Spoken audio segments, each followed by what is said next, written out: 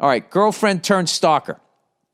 You'll be fine. Just get help. Reach out to the people around you. Okay. Girlfriend turned stalker. Hi, Bill. My ex-girlfriend has a personality disorder and ran out of her meds while in another country during COVID. Borders were closed. It was a small town in Peru, and she should. Sorry, dude. I gotta reread this because I've been in this situation long time ago. All right. My girlfriend has a personality disorder and ran out of her meds while in another country during COVID. Borders were closed. It was a small, oh my God. It was a small town in Peru, and she couldn't get access to what she needed to keep her stable. To feel better, she's been abusing street drugs. Oh no. And drugs she could get from the local vegetarian, like ketamine. The fuck is that? A common animal tranquilizer? Oh, veterinarian. I'm an idiot. I'm like, vegetarian? What the fuck? Do vegetarians have drugs? Sorry, people. Veterinarian. Like ketamine. Common animal tranquilizer. Long story short, after she got back to the States, she began using other drugs, and I ended the relationship. She wants to still be together, to put it mildly. Since then, I have gotten at least 20 calls a day from her. I've tried several different strategies. I've tried to be her friend. That doesn't work with stalkers. I tried to say if she works on herself, we can reassess things in a year. That was a mistake. Yeah, you're giving her hope. I tried to say, don't ever call me again, and I want nothing to do with you. I blocked her number. That works. And she gets an app and calls me from proxy numbers with area codes from where she knows I lived. Dude, you have to stop answering your phone unless it's somebody you recognize. Trying to insinuate herself back into my life. I think you mean insert herself back into her life. I block a number and she has another in 2 minutes. It is infinite. At this point, why don't you change your number? At this point, I'm absolutely ghosting her, and she still calls at least 10 times a day on blocked numbers, which are impossible to block at this point based on my Google search wisdom. I'm at an impasse. I want to be compassionate for this human being. Dude, this is above your pay grade. This person needs professional help.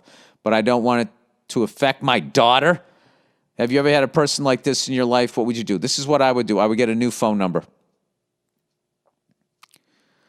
This is tough, dude. I would get professional help because if you get a new phone number, does that mean that she then will show up to your house? Does she know where you live?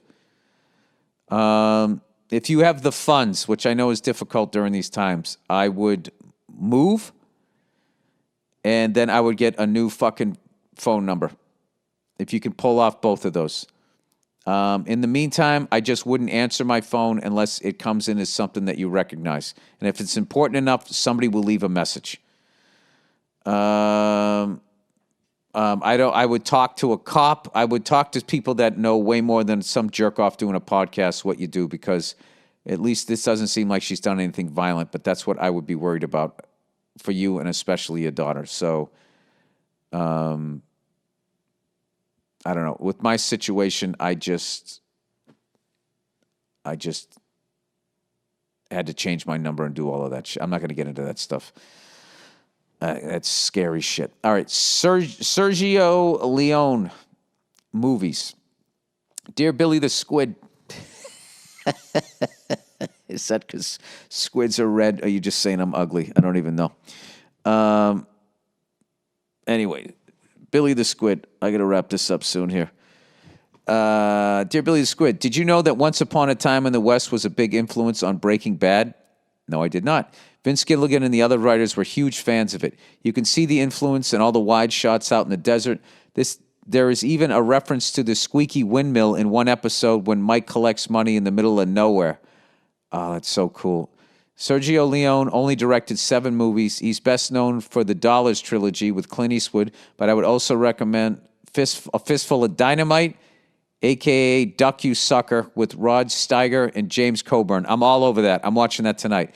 His last film was Once Upon a Time in America. I've seen that with Robert De Niro, James Wood, Joe Pesci, and Jennifer Connelly in her first role. He spent over 10 years trying to get it made and turned down an offer to direct The Godfather so he could make it. It's about an old Jewish New York gangster looking back with regret on his criminal youth. If you watch it, make sure you get the 251-minute extended director's cut which Martin Scorsese helped to restore. Wow, okay. I know it's long, but it has an intermission built in so you could watch it over 2 nights. It might be on iTunes. I saw it on Blu-ray, but I don't think you have a player. The 139-minute cut that the originally came out butchered the film. Yeah, because I didn't want to say it. I didn't enjoy that film. Didn't even make sense and got bad reviews, so make sure you don't watch that version. Okay, cool. It's only years later when the longer version came out that it became appreciated as a masterpiece. There is also a 229-minute one, but the 251 version is the closest to his true vision. It's tragic, horrifying, and masterfully directed with the great Ennio Morricone score. There are a lot of great classic films that aren't streaming anywhere and are only available on DVD or Blu-ray, so it might be a bit harder to find obscure stuff on YouTube. I bet the Criterion Channel has it. Anyways, thanks and go fuck yourself. Hey, thanks for the recommendation. That's great. All right, last thing here. Overrated, underrated. Marrying a gamer. Hey there, old Billy Goats Gruff. Your comment on the 111 podcast inspired me to write in about this. I love that my wife and I share gaming as a hobby. I know people say you should have separate interests, but getting to spend an hour or two a day, every day, gaming with my wife is a fantastic experience. I got to tell you something. That sounds fun as hell.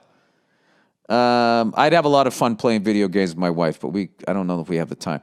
We're in our 30s, have no kids or plan to have kids. I had a vasectomy and she had a bilateral salpingectomy. I don't know what the fuck that is. AKA her fallopian tubes removed. All right, well, I'd say you solved that problem. We have the money and time to devote to a hobby that brings us closer together. The biggest arguments we have are when she can't follow my fucking directions when we're traveling the map on a quest. Best to you and Nia and your kids. Well, there you go. You guys sound like a fun couple. Well, enjoy your video games. All right, that's it. I got to run here today. Enjoy your day off if you got one. That is it. And thank you to everybody that wrote in. Go fuck yourselves, and I will check in on you on Thursday. Anything else? Yeah, go Bruins. We have the Islanders next. And I think that's it. Me and Paul Verzi are doing our first episode of the new podcast, Anything Better. That's it. I'll talk to you Thursday.